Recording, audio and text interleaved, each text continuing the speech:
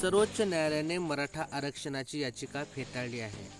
याबाबत महाराष्ट्राचे मुख्यमंत्री उद्धव ठाकरे काय म्हणाले पहा. हा महाभारत न्यूजचा स्पेशल रिपोर्ट. मराठा आरक्षणाची ही लढाई आपण न्यायालयाच्या माध्यमातून न्यायालयाकडे आपण न्यायालयात लढत होतो.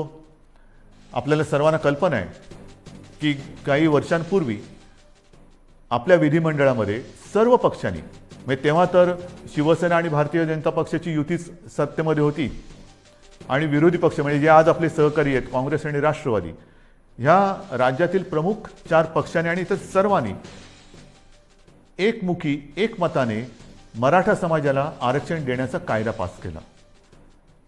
तो मंजूर केला. मग त्याला आव्हान दिलं गेलं. उच्च न्यायालयामध्ये आपण ही लढाई जिंकलो. त्याला आव्हान दिलं गेलं. मग सर्वोच्च न्यायालयात ही लढाई गेली.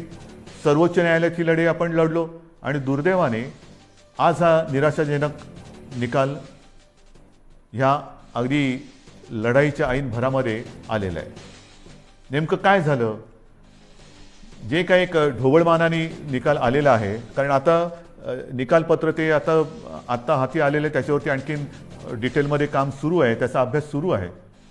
पण सर्वानुमते एकमुखाने घेतलेला हा निर्णय सुप्रीम कोर्टाने त्याच्या विरोधात निकाल दिलेला आहे.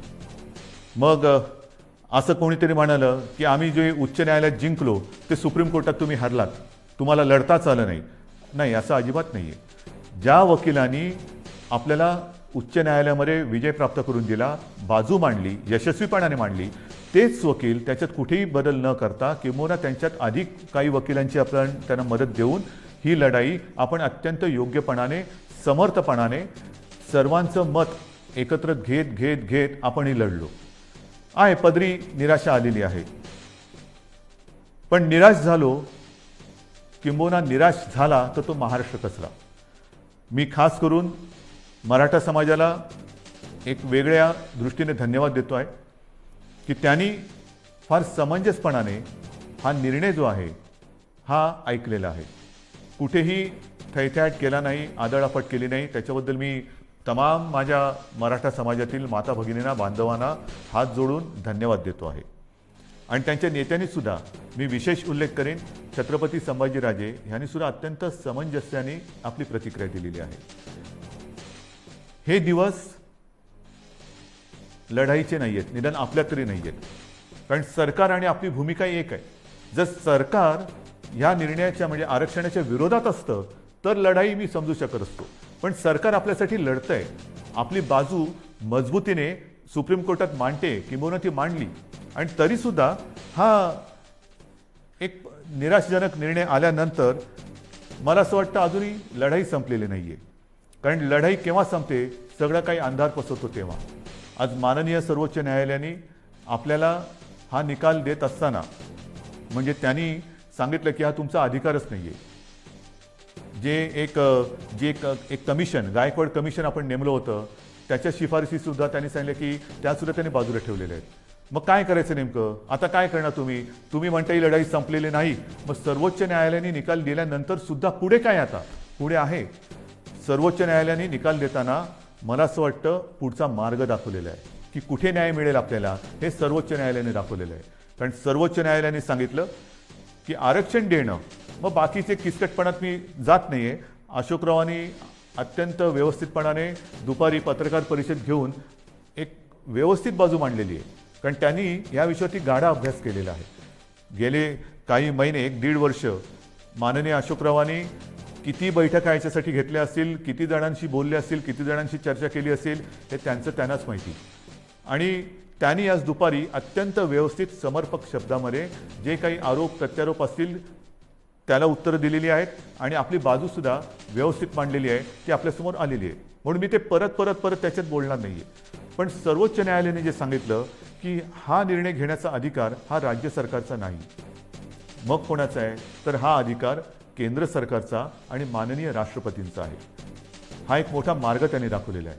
आणि म्हणून माझी जी पहिली प्रतिक्रिया आपल्यासमोर आलेली आहे त्या प्रतिक्रियेत मी म्हटलं की एका प्रकारे सर्वोच्च न्यायालयाने हा निकाल देताना आपल्याला वेगळं मार्गदर्शन केलेलं आहे की कुठे न्याय मिळेल. त्याच वेळेला मी म्हटलेलं आहे की केंद्र सरकारला म्हणजे माननीय पंतप्रधान आणि माननीय राष्ट्रपती यांना मी हात जोडून विनंती करतो आहे की आता हा अधिकार आपला आहे हे सर्वोच्च न्यायालयाने सांगितलेले आहे. आपण 370 कलम काश्मीरचं हटवताना जी हिंमत दाखवली तीच हिंमत आणि तीच संवेदनशीलता आम्हाला आत्ता पाहिजे. सर्वोच्च न्यायालयाने यापूर्वी जे 2 निकाल दिले होते ते शहाबानू खटला असेल किंबहुना ॲट्रॉसिटी ॲक्ट असेल, तो सुद्धा केंद्र सरकारने म्हणजे संसदेने आपल्या अधिकाराचा वापर करून बदलला आणि एक संवेदनशीलता दाखवली. मग आता तर सर्वोच्च न्यायालयाने सांगितलेले की हा अधिकार आपला आहे आणि हा अधिकार आपला आहे म्हटल्यानंतर आम्ही सगळेजण एकत्र आहोत. महाराष्ट्रामध्ये ज्या वेळेला हा निर्णय घेतला गेला तेव्हा जे सर्व पक्ष एकत्रित आले होते ते सर्व पक्ष आज सुद्धा एकत्रित आहेत. आम्ही एकमुखी आपल्याला विनंती करतो आहे की आपल्याला जे जे काही सहकार्य आपल्या राज्यातून पाहिजे असेल, आमच्या राज्यातून पाहिजे असेल ते आम्ही करतो आहोत, नक्कीच करू. मात्र आता सहनशीलता सहनशीलता सहनशीलता ही आहे. माझा मराठा समाज हा सहनशील आहे, कुठेही आतताईपणा त्यांनी केलेला नाही. न्याय हक्कासाठी रस्त्यावरती उतरला, तो सुद्धा शांततेने उतरला. अशा ह्या समाजाचा लढवय्या शेतकरी सगळं मी आपलं वर्णन केलेलं आहे. ह्या समाजाला न्याय देण्यासाठी आता केंद्र सरकारने जास्त वेळ न लावता निर्णय घ्यावा. मी आपल्या माध्यमातून माननीय राष्ट्रपतींना आणि माननीय पंतप्रधानांना विनंती करतोच आहे, पण उद्या अधिकृत पत्रसुद्धा मी त्यांना देतो आहे. जर का आणखीन आम्हाला तिकडे येऊन भेटण्याची आवश्यकता असेल तर तीही आम्ही करायची तयारी आहे. आणि ही एक मागणी आम्ही करत असताना सर्वोच्च न्यायालयाच्या निकालाची प्रत ही आत्ता संध्याकाळी उशिरा प्राप्त झालेली आहे. त्याचासुद्धा अभ्यास आपल्या ज्येष्ठ विधिज्ञांकडून सुरू आहे.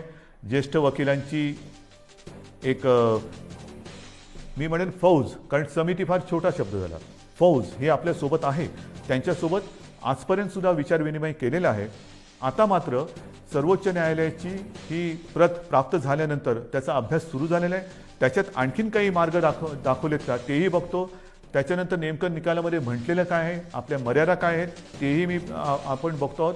मात्र पुन्हा एकदा मी सांगेन की जो मार्ग सर्वोच्च न्यायालयाने दाखवलेला आहे ह्या निर्णयाच्या बाबतीत केंद्र सरकारच्या अधिकारावरती त्यांनी मी म्हणेन एका अर्थी शिक्कामोर्तबच केलेलं की हा तुमचा अधिकार आहे. आता मला केंद्र सरकारचा अधिकार पाहिजे, कारण आम्ही सर्व पक्ष एकत्र आहोत.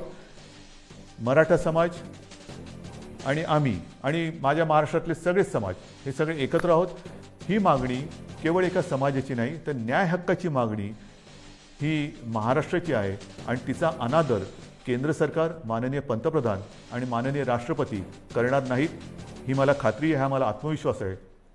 तूर्त मी सर्वांना हेच सांगू इच्छितो की अत्यंत धोक्याच्या वळणावर कोरोनाच्या आपण उभे आहोत. जी शांतता, जो संयम तुम्ही आजपर्यंत दाखवलेला आहात तोच संयम, तीच शांतता यापुढे आपल्याला गरजेची आहे. आता संयम आणि शांतता 2 लढाईसाठी पाहिजे. एक तर कोरोनाविरुद्धची लढाई आणि दुसरी जी कदाचित जी काही समाज विघातक लोक किंवा शक्ती असतात की ते आग लावण्याचा प्रयत्न करतात, तर अशा लोकांच्या भडकवण्याला बळी पडू नका. सरकारवरती विश्वास ठेवा. सरकार पूर्ण ताकदीने, पूर्ण क्षमतेने ही लढाई जिंकल्याशिवाय राहणार नाही आणि तुम्हाला तुमचा न्याय हक्क मिळवून दिल्याशिवाय राहणार नाही. एवढंच एक वचन आपल्याला देतो आणि तूर्त आपली रजा घेतो. जय हिंद, जय महाराष्ट्र.